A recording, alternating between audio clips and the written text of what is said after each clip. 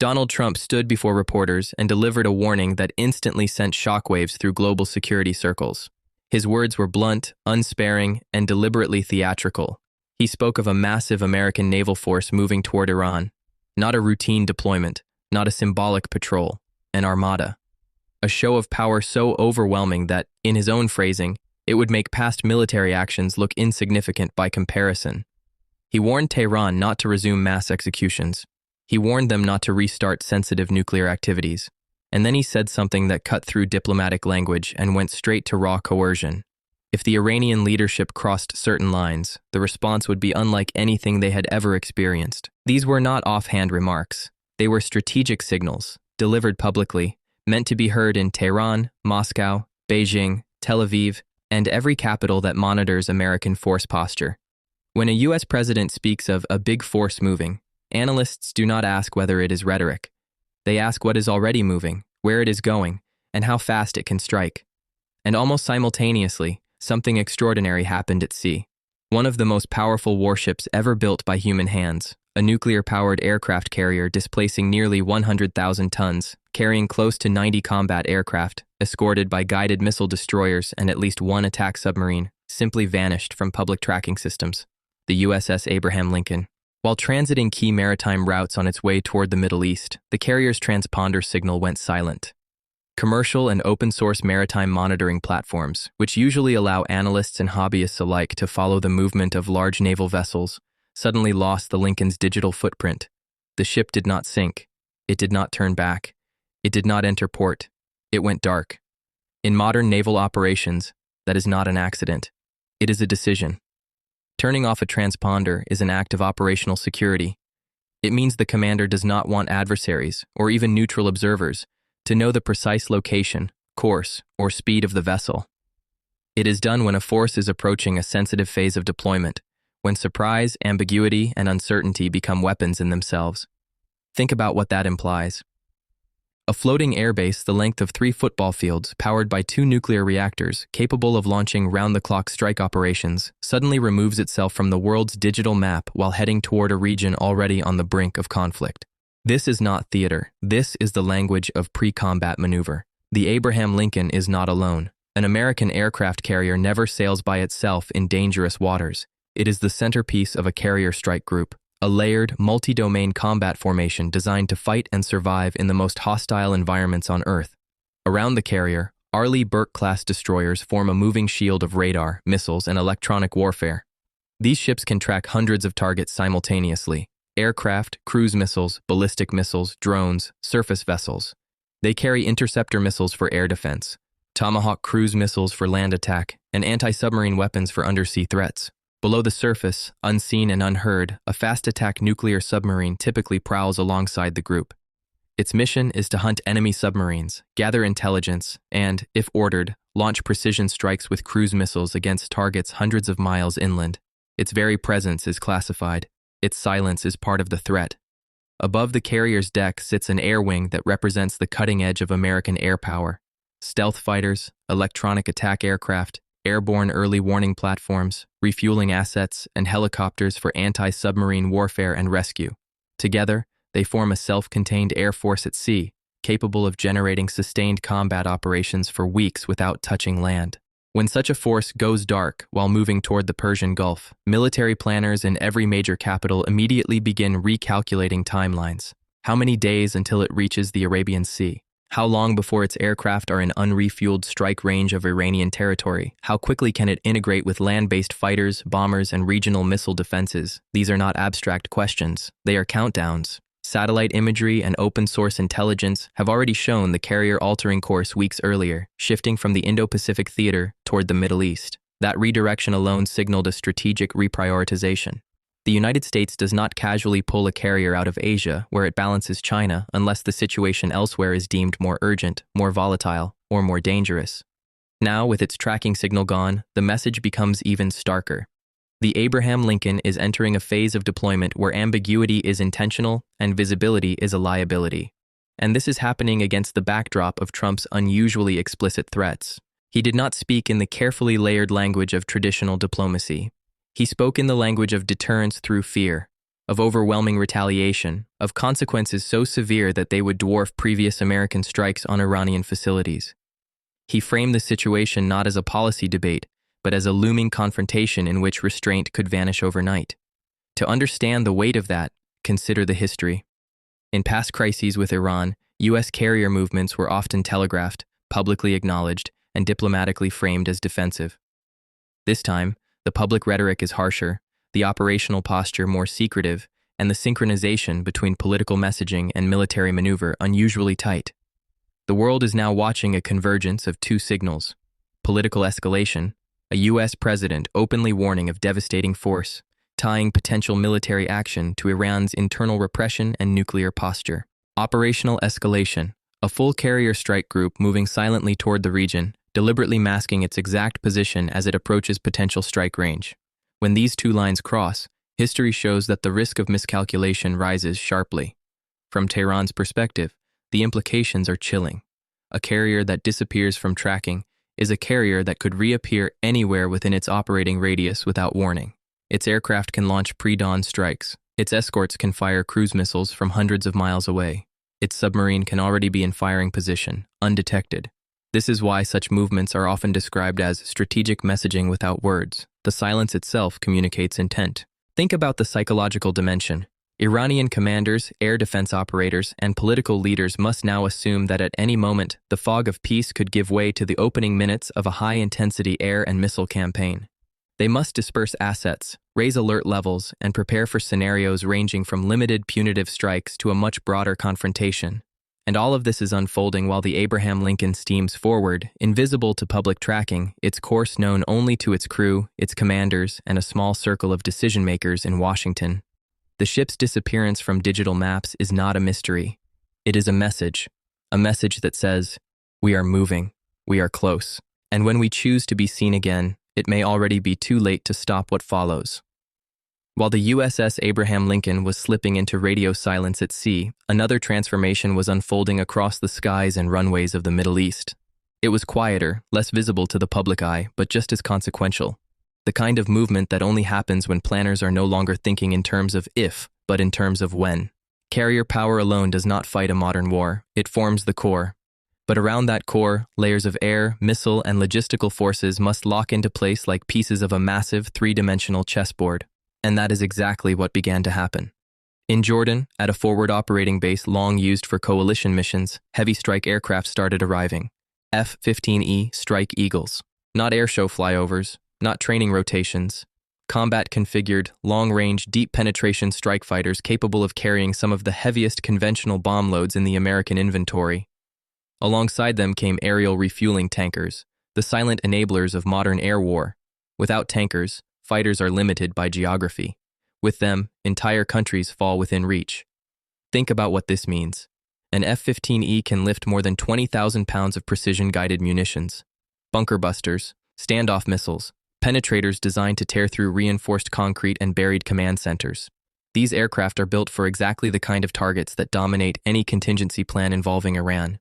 Hardened air bases, missile storage sites, radar nodes, and command facilities dug deep into mountains and urban infrastructure. When multiple squadrons of such jets forward deploy, supported by refueling assets, it is not for show. It is to establish a persistent strike capability, one that can reach far beyond borders, loiter, re-attack, and operate day after day. At the same time, strategic airlift activity surged. Heavy transport aircraft began moving in unusual patterns, shuttling between distant logistics hubs and bases scattered across the Gulf region and the Indian Ocean. These planes do not carry diplomats or symbolic delegations. They carry missile interceptors, spare engines, radar components, ground crews, and the quiet essentials of sustained warfare: fuel systems, command and control equipment, medical units, and munitions by the ton. This kind of traffic signals preparation for scale. Not a one-night raid, not a single wave of strikes, but an operation that must be supported, protected, and sustained under the assumption of retaliation. Far to the south, on a remote island base with runways long enough to handle the heaviest aircraft in the world, another piece of the puzzle appeared to be falling into place. Strategic bombers, the kind designed to fly intercontinental distances and penetrate the most heavily defended airspace, were reportedly staging through. Their presence would add a layer no regional air force can match: the ability to strike deeply buried or highly protected targets from long range, with weapons specifically built to defeat underground facilities. Think about the architecture taking shape. From the sea, a carrier air wing with stealth fighters, electronic warfare aircraft, and airborne command platforms. From regional bases, long-range strike fighters with massive payloads and tanker support. From distant runways, strategic bombers capable of reaching the hardest, deepest targets. From escorting ships and submarines, cruise missiles that can be launched in salvos, saturating air defenses from multiple directions at once. This is what military planners call a layered strike package. Each component covers the limitations of the others. Stealth aircraft open corridors through air defenses. Electronic warfare blinds and confuses radar networks. Cruise missiles force defenders to split attention across altitude and azimuth. Heavy strike fighters deliver volume and persistence. Bombers provide reach and penetration no tactical jet can match. It is the architecture of overwhelming force, and just as important as the offensive pieces are the defensive ones. Across the Gulf, missile defense systems were quietly reinforced: Patriot batteries, high-altitude interceptors, radar arrays tied into regional command networks. These are not deployed because leaders expect calm. They are deployed because they expect the first wave of retaliation to come fast, hard, and from multiple directions. Iran's arsenal is built around that concept: ballistic missiles, cruise missiles, drones, and proxy forces capable of striking U.S. bases and allied cities almost simultaneously. Before any American operation could begin, the shield would have to be raised. That shield does not go up unless planners believe the sword may soon fall.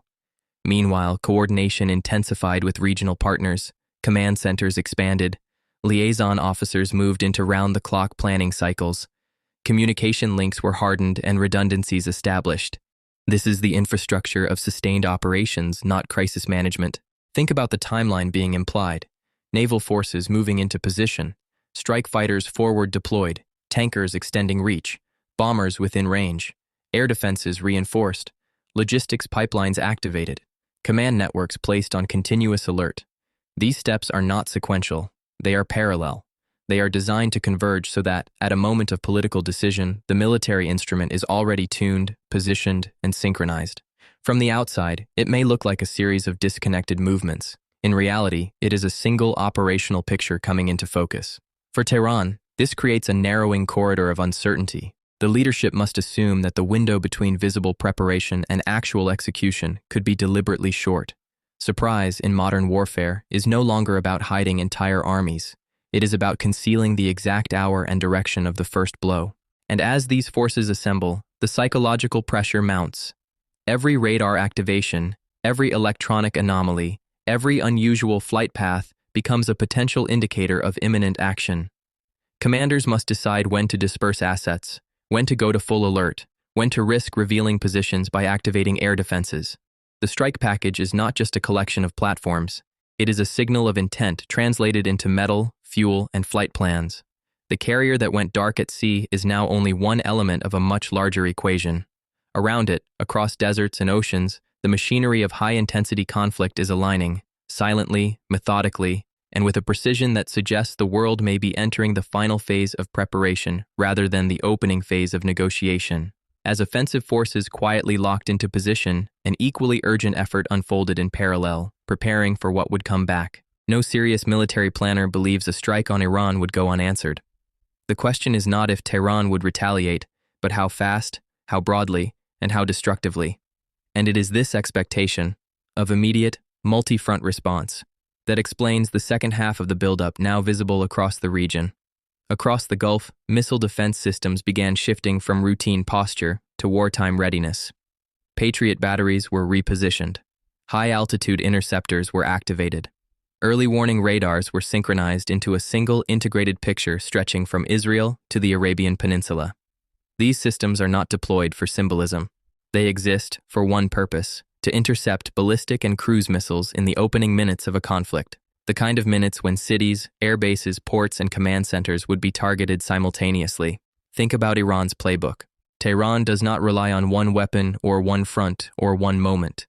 Its doctrine is built around saturation, overwhelming defenses by attacking from multiple directions at multiple altitudes using different platforms at the same time. ballistic missiles arcing out of mountain launch sites, cruise missiles skimming low over the Gulf, drones launched in swarms from hidden locations, proxy forces opening secondary fronts across the region. Every American base in Qatar, Kuwait, Bahrain, the UAE, and Iraq would be within range. Israeli cities would be under immediate threat. Energy infrastructure, ports, and shipping lanes would become targets, not because they are military, but because they are economic pressure points. That is why evacuation orders began circulating quietly. Non-essential personnel were moved out of the most exposed installations. Families of diplomats and contractors were advised to depart. Sensitive units were hardened in place, while others dispersed to reduce vulnerability. These are not precautions taken during routine tension. They are taken when planners believe that, once the first strike occurs, there may be no safe window to move people. Think about what it means when a base begins thinning out civilians. It means commanders are preparing for incoming fire. At the same time, electronic activity over and around Iran began to show unusual patterns: GPS disruptions, intermittent radar interference, anomalies consistent with electronic warfare testing. These are the kinds of actions taken to probe, map, and stress an adversary's sensor network before real operations begin. In modern conflict, the first battle is fought in the electromagnetic spectrum. Before bombs fall, radars are blinded. Before missiles launch, communications are jammed. Before aircraft cross borders, air defense networks are mapped in exquisite detail. What appears to be noise to civilians is, to military analysts, reconnaissance of the invisible battlefield, a way to learn which frequencies are active, which systems respond, how quickly they react, and how they can be deceived or overwhelmed. All of this feeds into a single grim calculation: how to survive the first wave of retaliation while maintaining the ability to continue striking. Because retaliation would not be symbolic. Iran's response would likely be regional and layered, designed to stretch American and allied defenses to their limits.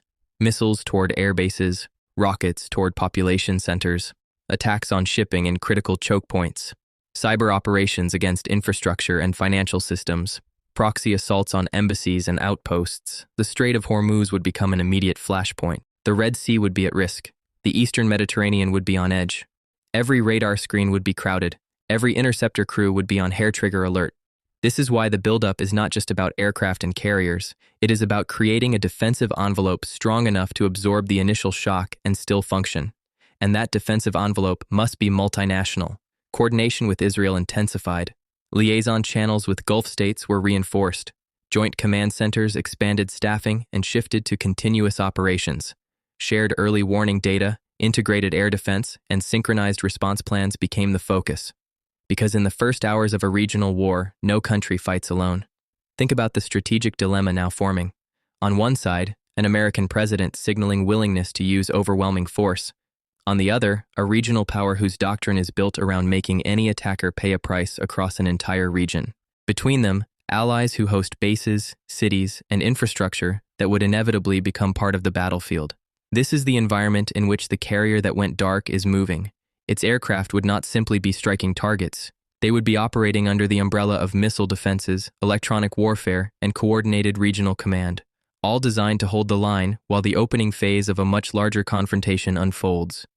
The buildup of the shield tells us something crucial. It tells us that planners are no longer thinking in terms of a single contained action. They are thinking in terms of escalation management, of surviving counterstrikes, of keeping airfields open, runways usable, command links intact, and political leadership protected while the storm breaks. And that is the clearest sign yet that what is being prepared for is not a warning shot, but a scenario in which the Middle East could, within days, transition from tense standoff to full-spectrum conflict.